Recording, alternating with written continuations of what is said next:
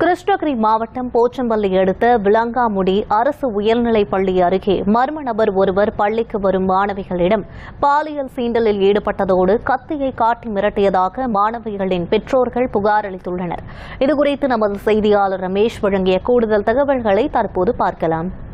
கிருஷ்ணகிரி மாவட்டம் போச்சம்பள்ளி அடுத்த விளங்காமுடி அரசு உயர்நிலைப் பள்ளியில் 125க்கும் மேற்பட்ட மாணவ மாணவிகள் பயின்று வருகின்றனர். இப்பள்ளிக்கு செல்லகுட்டப்பட்டி, புங்கம்பட்டி, காட்டுக்கொள்ளை, விளங்காமுடி, கோடிப்புதூர் உள்ளிட்ட 10க்கும் மேற்பட்ட கிராமங்களைச் சேர்ந்த மாணவ மாணவிகள் பயின்று வருகின்றனர். இந்நிலையில் விளங்காமுடி கிராமத்தில் இருந்து பள்ளிக்கு வரும் வழியில் சுமார் 1 கிலோமீட்டர் தூரத்திற்கு இரு புறமும் புதர் மண்டி காட்டுப்பகுதி போல் அமைந்துள்ளது.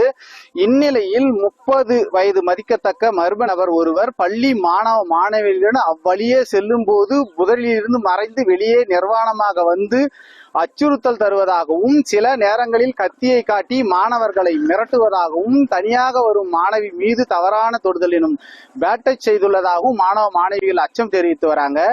அவ்வழியே மாணவிகள் கடக்கும் போது மிகுந்த அச்சத்துடனே செல்வதாகவும் வேதனை தெரிவித்து வராங்க.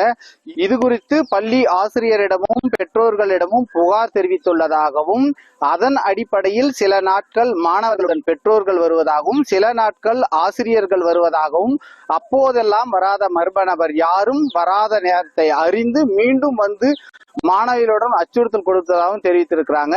கடந்த ஓராண்டாக தொடர்ந்து வரும் பிரச்சனை குறித்து நாகரசம்பட்டி காவல்துறையினருக்கு பள்ளி தலைமை ஆசிரியர் வாய்மொழியாக புகார் அளித்ததால் பெரிதாக எந்த ஒரு நடவடிக்கையும் மேற்கொள்ளப்படவில்லை எனவும், மர்ம நபர் மறைந்திடா வண்ணம் சுமார் 1 கிலோமீட்டர் தூரம் உள்ள சாலையை இருபுறமும் உள்ள முட்புதர்களை அகற்றி பள்ளி மாணவர்களுக்கு பாதுகாக்க கொடுக்க வேண்டும் என கோரிக்கை விடுத்துள்ளனர்.